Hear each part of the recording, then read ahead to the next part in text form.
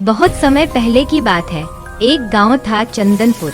यह गांव बाहर से तो हरा भरा दिखता था, लेकिन अंदर से गरीब किसानों के आंसुओं से भीगा हुआ था। इस गांव में रहता था हरखू नाम का एक गरीब किसान। हरखू ईमानदार था, मेहनती था, लेकिन किस्मत हमेशा उसका इम्तिहान लेती थी। हरखू का पूरा परिवार बस 2 लोगों का था, वह खुद और उसकी बेटी सुमन।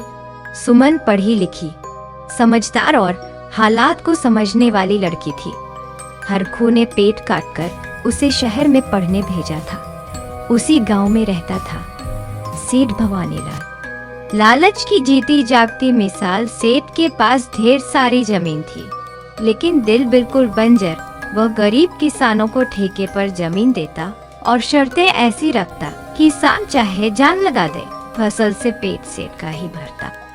सेठ अपने कारिंदे से कहता, ये किसान भी बड़े मूर्ख होते हैं, मेहनत ये करते हैं और दिमाग में लगाता हूँ। सेठ जी, आपके बिना तो गांव में पत्ता भी नहीं हिलता।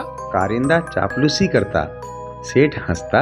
इसी को कहते हैं अक्ल। एक दिन हरखू कांपते कदमों से सेठ के दरवाजे पहुंचा।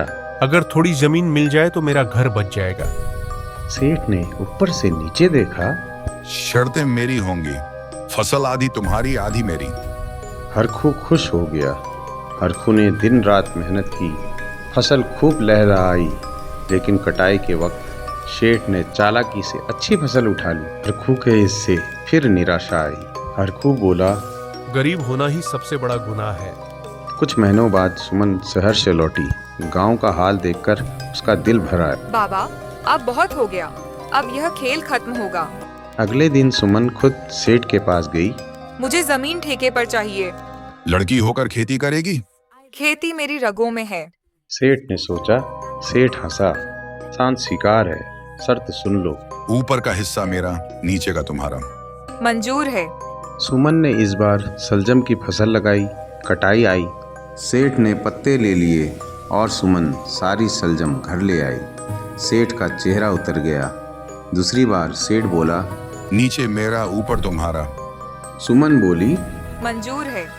इस बार धान की फसल लगी। सेठ फिर मात खा गया। अब सेठ को गुस्सा आने लगा।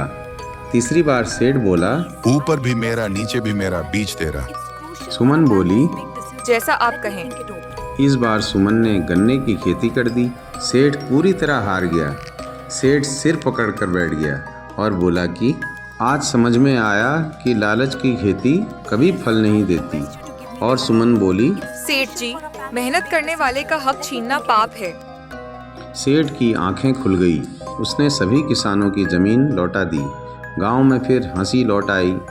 हरखू की आंखों में सुकून था।